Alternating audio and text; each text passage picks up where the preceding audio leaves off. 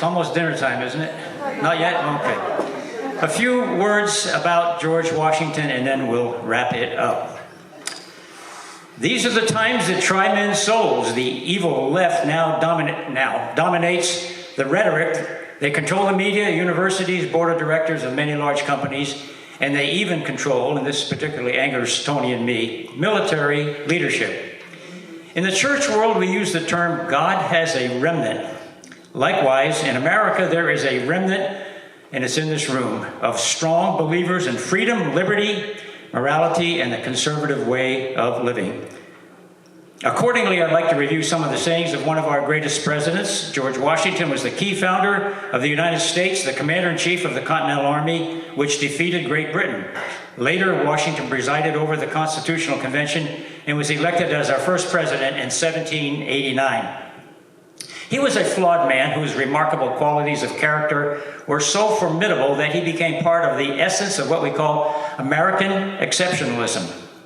He readily admitted that it was not his own abilities that made the difference, but rather his faith, trust, and reliance on God that gave him his strength and opened the way to ultimate success. He agreed that America's greatest threat to national survival would not come from military invasion from a foreign power. Rather, America's downfall would come from within. Washington's final gift to America was his farewell address, calling it a warning from a departing friend. Prophetic in nature, it warned of three sources of internal peril to liberty in the American Republic. And these are more relevant now than ever before. Number one, the failure of citizens to be well informed. Number two, internal division because of party factions and hyperpartisanship. Number three, the decline of religious obligation and national morality. If Washington could be, this is just kind of what you said about Lincoln, if Washington could be transported into the present, he would not recognize what America has become. He would probably be heartbroken. He might cheer American citizens to push back against government tyranny and reclaim their rights enshrined in the Constitution. America is currently being assaulted on many more fronts than at the time of the War of Independence or the Civil War. The founders were willing to give their lives, their fortunes, and their sacred honor to establish independence and create a new nation. We are called to do no less to save this country. Several of his quotes are these: "Few men have virtue to withstand the highest bidder." Joe, Hunter, and the Chinese. "To be prepared for war is one of the most effective means of preserving peace.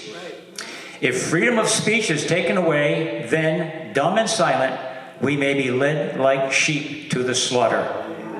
How he saw the future.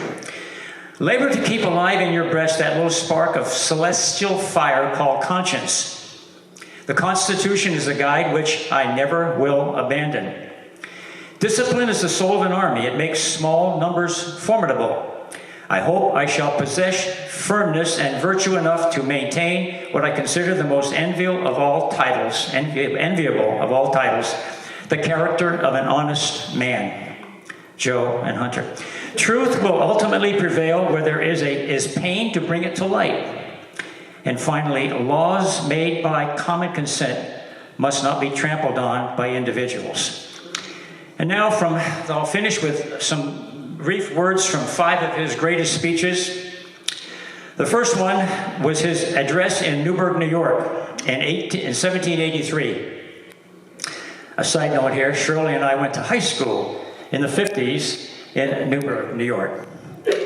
"Without George Washington's leadership and practical wisdom, there would have been no independence, no constitutional convention, and no model for a constitutional executive." Revolutionary War, many officers in the Continental Army were frustrated with Congress's delay in providing back pay and reimbursements to the Army. Some officers developed a plot to use the military to force Congress to provide the money. Washington flatly refused and instead called his officers together in Newburgh. There he gave a speech where he sympathized with the officers' concerns, but roundly condemned their methods. He stated, now this is a man in his 50s, just think of the wisdom of these words as he spoke them. While I give you these assurances and pledge myself in the most unequivocal manner to exert whatever ability I am possessed of in your favor, let me entreat you, gentlemen, on your part, not to take any measures which, viewed in the light of reason, will lessen the dignity you have maintained. I had to read this 3 or 4 times before I really grasped it. Rely on the faith of your country and place a full confidence in the purity of the intentions of Congress.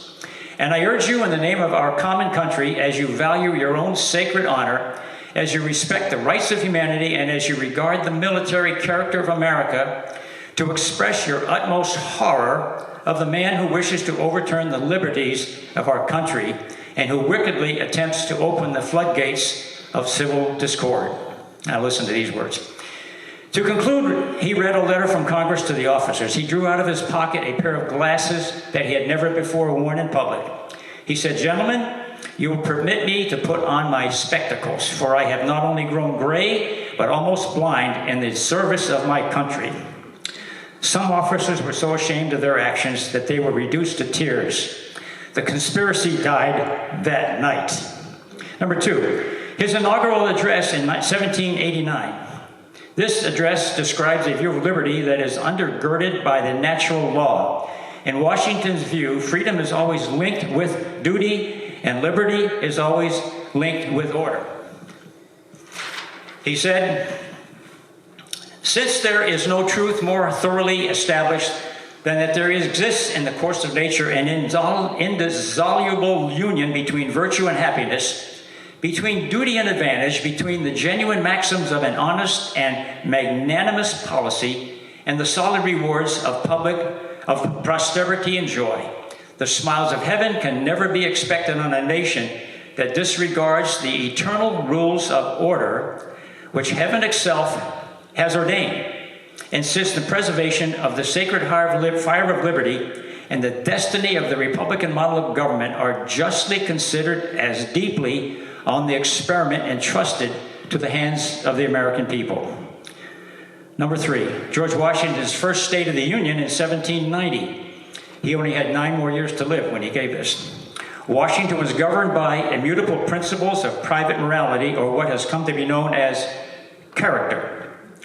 He set out to create a nation of laws and good habits of citizenship. He often spoke about the importance of education and knowledge in character formation. He said these words, "Knowledge is in every country the surest basis of public happiness. To the security of free constitution it contributes by convincing those who are entrusted with the public administration that every valuable end of government is best answered by the enlightened confidence of the people, and by teaching the people themselves to know and value their own rights, to distinguish between oppression and the exercise of lawful authority, to discriminate the spirit of liberty from that of licentiousness, and uniting a speedy vigilance against encroachments with an inviolable respect to the laws." I don't like more than 2 syllables, I don't know about you, but he was good at it. Next to the last one I will quote from is his Thanksgiving proclamation in 1789. He states that God himself gave the United States the opportunity to establish their own government.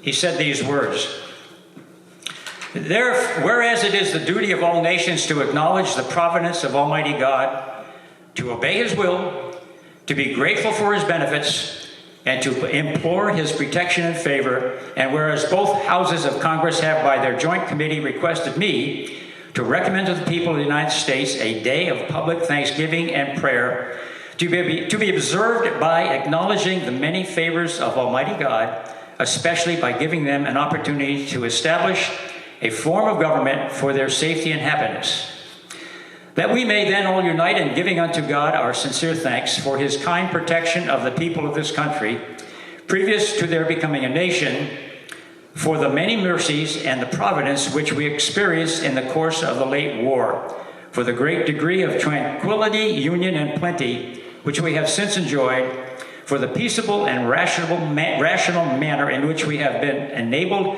to establish constitutions of government for our safety and happiness, for this civil and religious liberty with which we are blessed, and for all the great favors which he has given to us." Now, the last one is his farewell address. Once again, he was, at this point, it was in 1796, and he was 3 years away from dying. It is because of Washington's example that America has had more than 200 years of the peaceful transition of power, the jewel of our republic. His farewell address is so highly revered that the Senate maintains a tradition to this day, I think they're still doing it, of reading it out loud every year on or near Washington's birthday.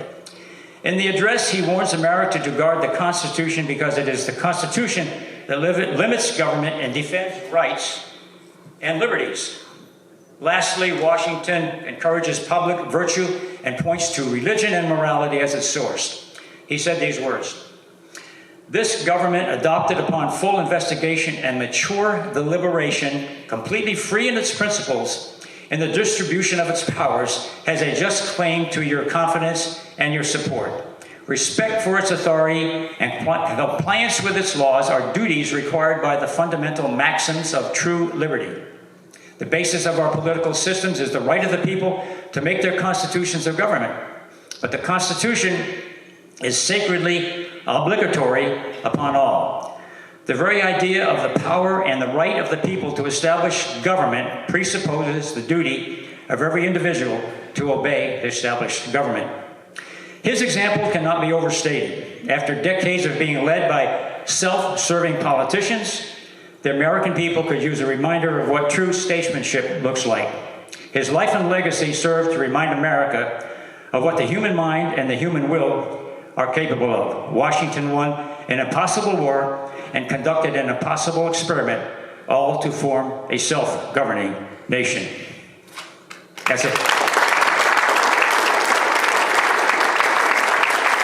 And now, as we near the end of CC3, let's welcome again our fearless leader extraordinaire, that tireless worker. Tony does it a lot better than me. That tireless worker who faithfully, every Friday for 10 years now, has created masterpieces in humor, politics, always on the good side, and current events. She has a heart of gold and is truly our golden girl. Okay, ladies. Lois.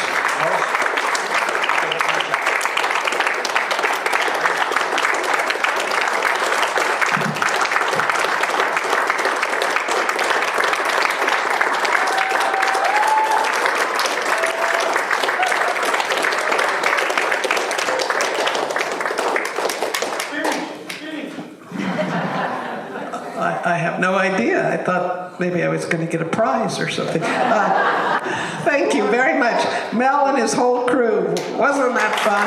Beautiful. Beautiful, Tony.